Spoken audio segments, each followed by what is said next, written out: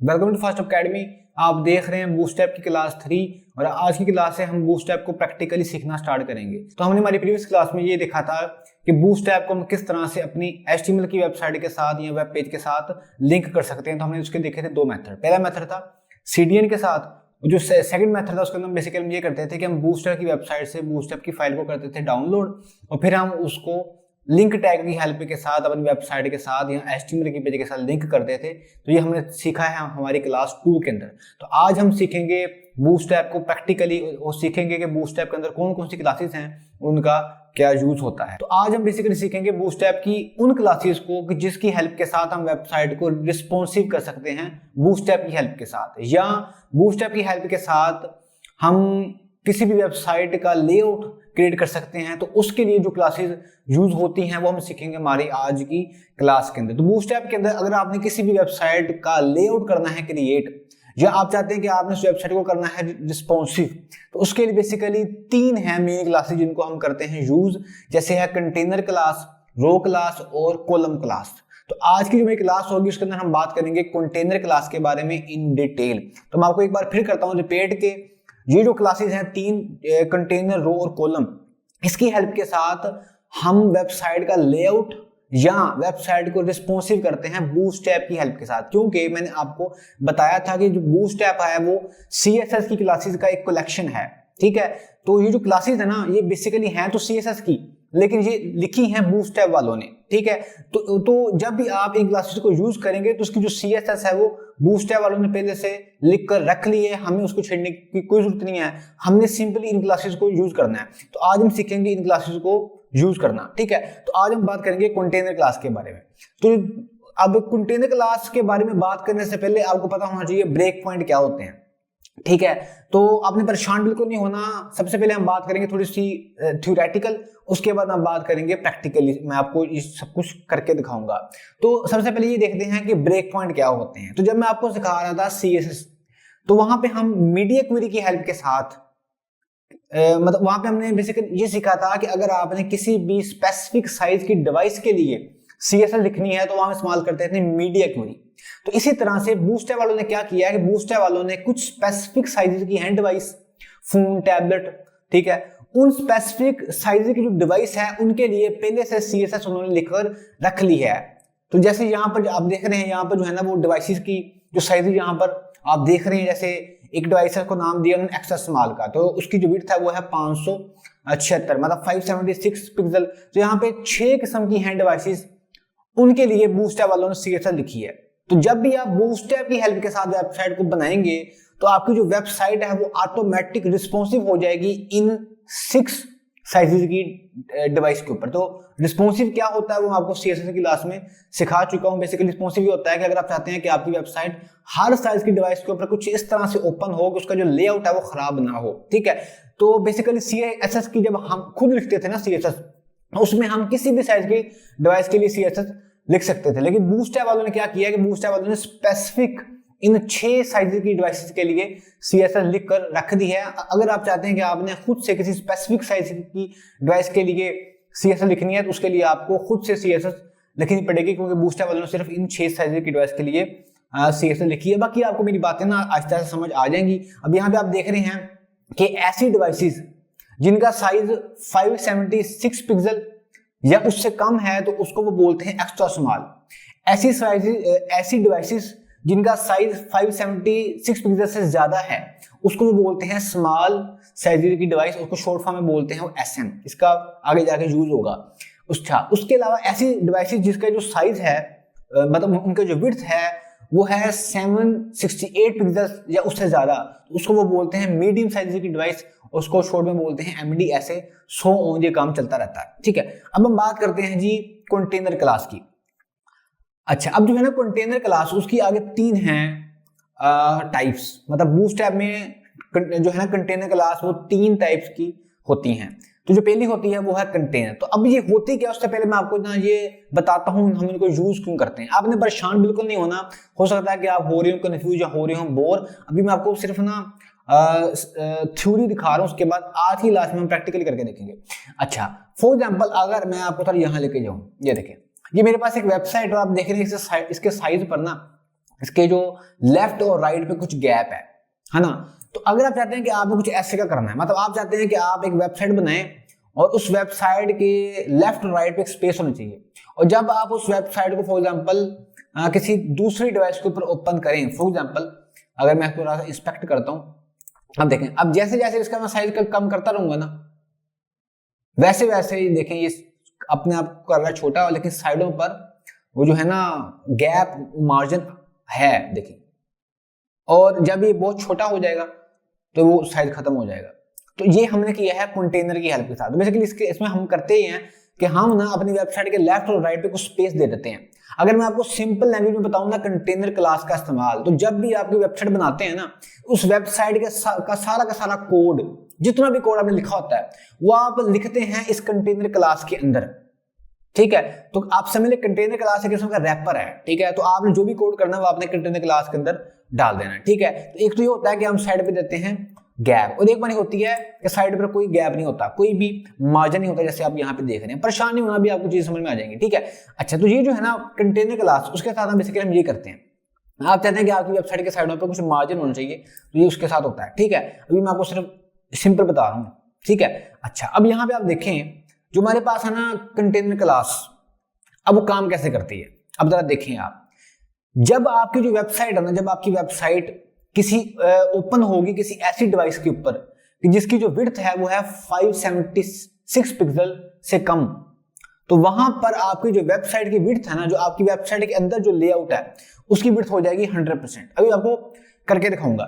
अच्छा, जब आपकी वेबसाइट ओपन होगी किसी ऐसी डिवाइस के ऊपर जिसकी जो विड्थ है वो है 576 पिक्सल या उससे ज्यादा, तो जो कंटेनर है ना आपकी वेबसाइट के अंदर जो विड्थ है वो हो जाएगी 540 पिक्सल। ऐसे चलता रहेगा। अभी आपको आप कहेंगे सर ये तो हमें पता है ऊपर वाला कि ये तो है डिवाइस का साइज, ये नीचे वाला क्या है? ये नीचे वाला इसका साइज है, ये जो आप देख रहे हैं ये वाला, ये चीज मैं दिखाता हूं, ये इसका है, इसका ये जो आपको सब दिख रहे हैं ना टेक्स्ट, इसका है। अभी बताता हूं आपको। हम आते हैं पीछे से, ये देखें, मैं इसको ऐसे मैंने ओपन कर लिया। अब अगर आप यहाँ पर देखें, ये देखें, अब हम स्टार्ट करते हैं फॉर एग्जांपल एक्स्ट्रा लास्ट से। यहाँ देखें, यहाँ लिखा हुआ है 1400 पिक्सल। जब आपकी वेबसाइट किसी ऐसी डिवाइस के ऊपर ओपन होगी जिसकी विड्थ 1400 पिक्सल या उससे ज्यादा होगी, तो आपकी वेबसाइट के अंदर जो भी टेक्स्ट है ना, जो भी आपने लिखा हुआ है, जो भी लेआउट है, उसकी विड्थ हो जाएगी 1320 पिक्सल। जरा देखें अभी आप, ये देखें, इस वक्त जो मेरी वेबसाइट है ना, इसकी जो है ना डिवाइस का साइज वो है 1653। यहाँ पे आप देख रहे हैं 1653, मतलब ये 1400 से ज्यादा है। ये देखें ना, अब ये 1400 पिक्सल से ज्यादा है, मतलब इस वक्त जो मेरी वेबसाइट है ना वो 1400 पिक्सल वाली 1400 पिक्सल या उससे ज्यादा वाली डिवाइस के ऊपर ओपन है, ये जो मेरी वेबसाइट इस वक्त। तो इस वक्त यहां से लेकर और यहां तक जो विड्थ है ना मेरी वेबसाइट के लेआउट की, वो कितनी है? वो इतनी है जो मैंने आपको यहां पर लिख के दिखाई हुई है, 1320 पिक्सल। तो ऊपर जो लिखा हुआ है वो मैंने लिखा है डिवाइस का साइज, और जो नीचे लिखा हुआ है वो उस वेबसाइट के अंदर जो भी आपने लिखा है उसका साइज है, ठीक है। तो 1320 पिक्सल है उसका साइज। यहां पे आप देखें दोबारा, ये देखें, तो ये ऐसे हो गया। अब जैसे जैसे इसको मैं इसका साइज कम करूंगा ना, तो जैसे ही साइज 1400 पिक्सल से कम होगा, देखेंगे अब इसका हो गया ना कम, देखा जरा, देखें जरा, 1400 पिक्सल था तो था 1320 पिक्सल।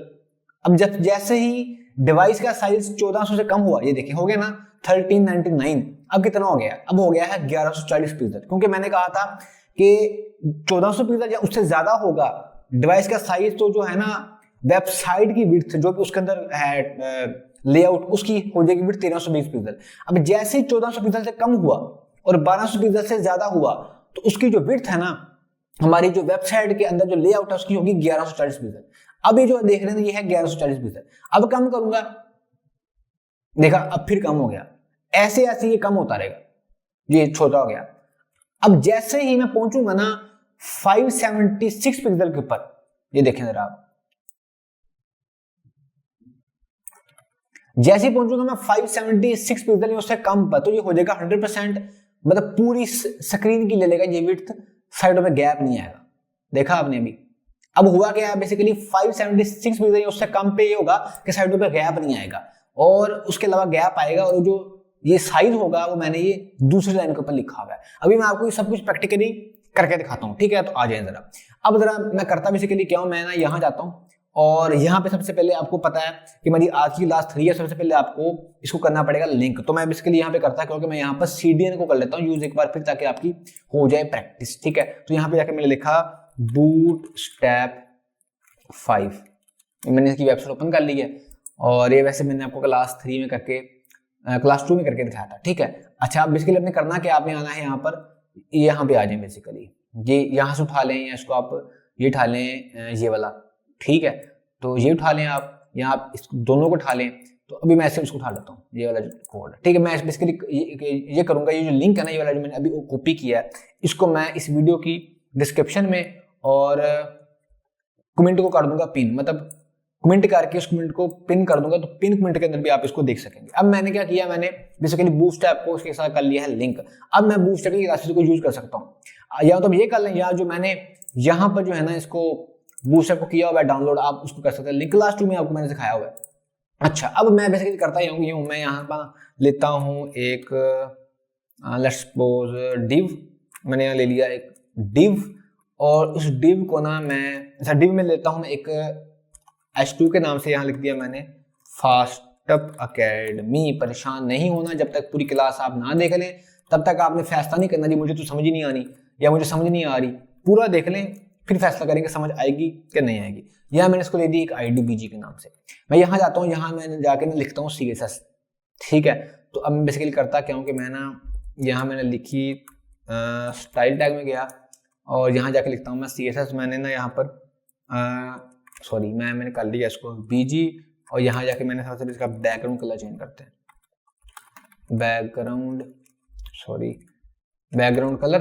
और कलर फॉर एग्जांपल हमने क्या दे दिया, हमने यहाँ पे दे दिया कलर रेड, कुछ भी दे सकते हैं आप। यहाँ दे देते हैं यहाँ पर ब्लू वायलेट कलर दे दिया। जो भी इसके अंदर मैं लिखूँ मैं कहता हूँ उसका कलर होना चाहिए व्हाइट। ये सब कुछ भी आप बूटस्ट्रैप के साथ कर सकते हैं, ये कलर बैकग्राउंड कलर कर सकते हैं, लेकिन अब वो मैं आगे जाकर सिखाऊंगा आपको, ठीक है। बूटस्ट्रैप के साथ सब कुछ हो सकता है। पैडिंग यहाँ दे देता हूँ मैं, तो यहाँ मैंने दे दी फॉर एग्जाम्पल 20 पिक्सल। देखेंगे क्या बनी आउटपुट, देखें जरा। अभी यहाँ पर आते हैं, ये ऐसे बन गया, अच्छा है।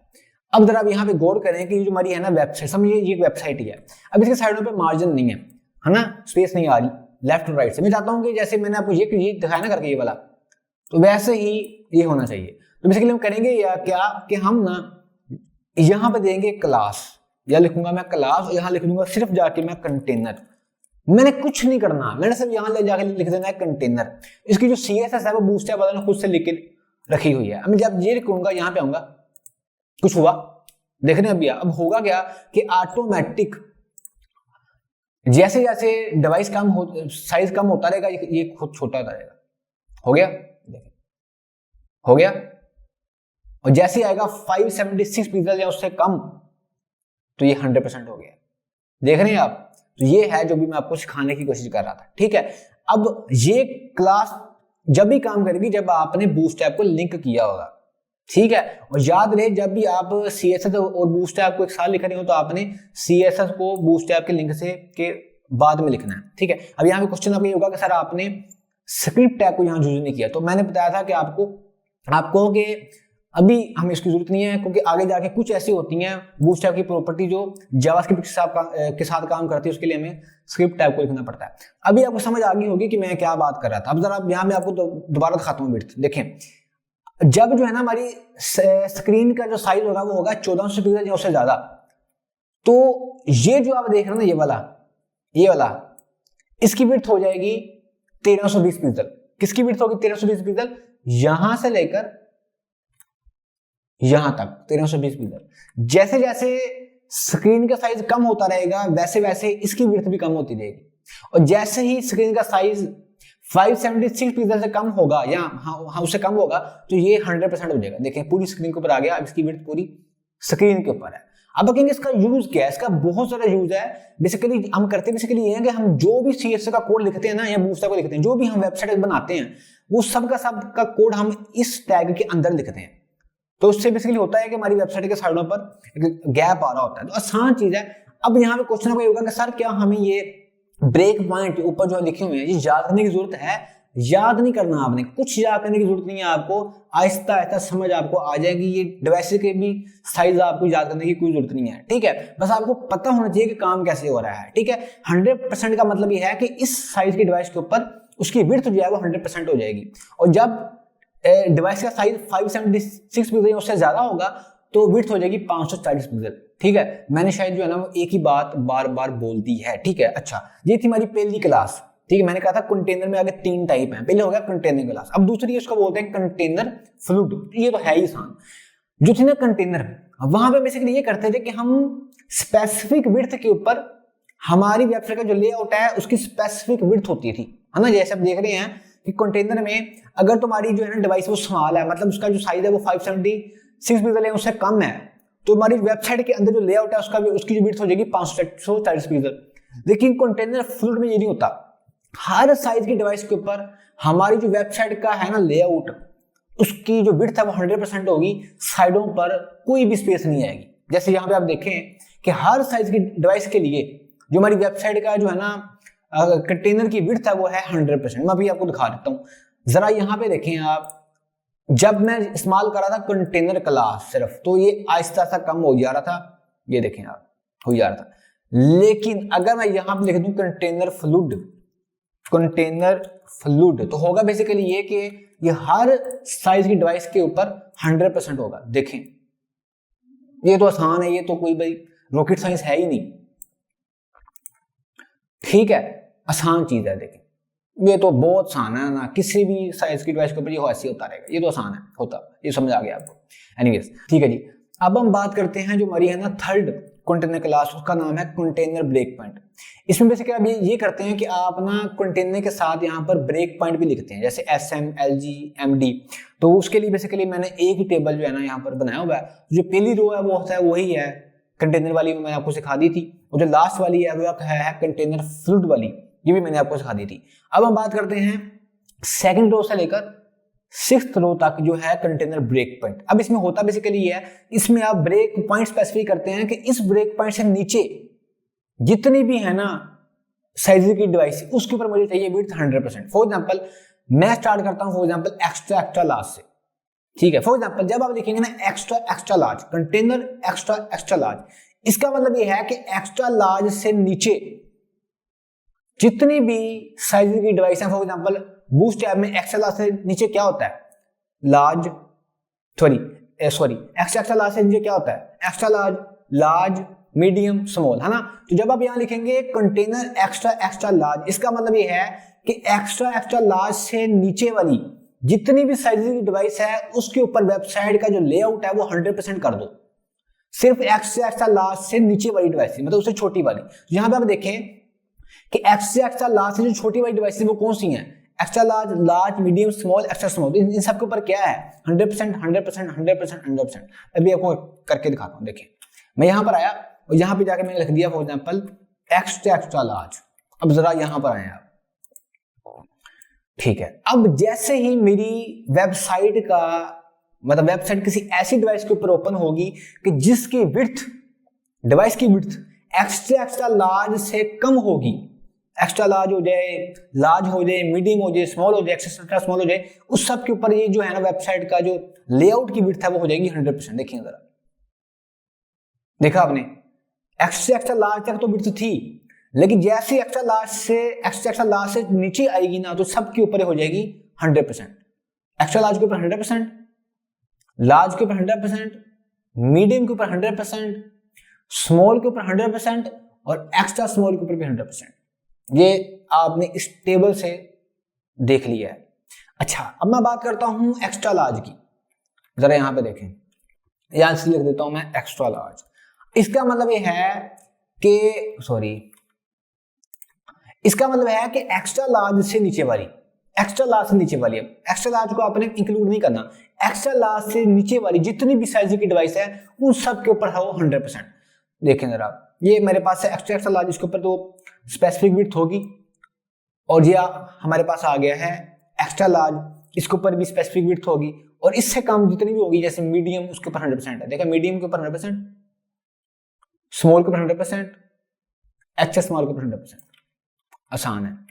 उसके बाद आ जाता है यहाँ पर लार्ज, LG। अब इसका मतलब है कि लार्ज से नीचे वाली, ये देखें लार्ज से नीचे वाली क्या आती है, मीडियम, स्मॉल और एक्स्ट्रा स्मॉल, इन सब के ऊपर 100%, बाकी इस तमाम के ऊपर जो यहाँ विड्थ दी हुई है देखें, यहां से आ जाए आप, एक्स्ट्रा लार्ज के ऊपर भी विड्थ होगी स्पेसिफिक, एक्स्ट्रा लार्ज के ऊपर भी विड्थ होगी स्पेसिफिक, और लार्ज के ऊपर भी होगी स्पेसिफिक विड्थ।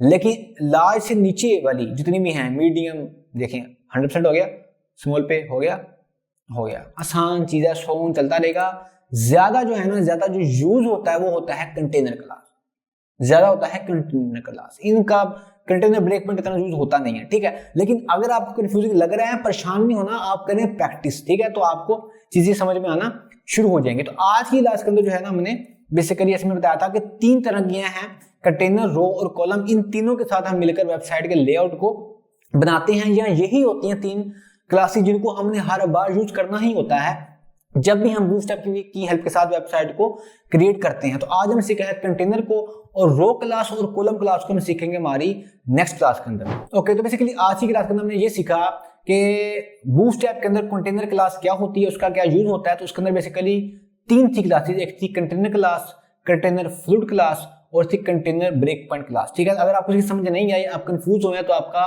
काम है कि आप एक बार इसको कर लें रिपीट वीडियो को, उसके साथ साथ आप करें प्रैक्टिस, क्योंकि सिर्फ वीडियो देखने से हो सकता है कि आपको समझ ना आए, लेकिन जब आप खुद करेंगे प्रैक्टिस तब आपको चीजें समझ में आना शुरू हो जाएंगी और आपने बिल्कुल भी परेशान नहीं होना। ये जो है ना बूटस्ट्रैप की पहली 3-4 क्लासेस ये थोड़ी सी होती हैं कॉम्प्लेक्स, लेकिन आहिस्ते आहिस्ते जाके आपको चीजें समझ में आना शुरू हो जाएंगी जब आप इनको प्रैक्टिकली इंप्लीमेंट करना सीखेंगे। तो आज के लिए इतनी, अपना ख्याल रखिएगा और अपने इस चैनल का भी मिलते हैं बूटस्ट्रैप की क्लास 4 के अंदर। बूटस्ट्रैप की प्रीवियस क्लास देखने के लिए लेफ्ट वाली वीडियो पर क्लिक करें और बूटस्ट्रैप की नेक्स्ट क्लास देखने के लिए राइट वाली वीडियो पर क्लिक करें।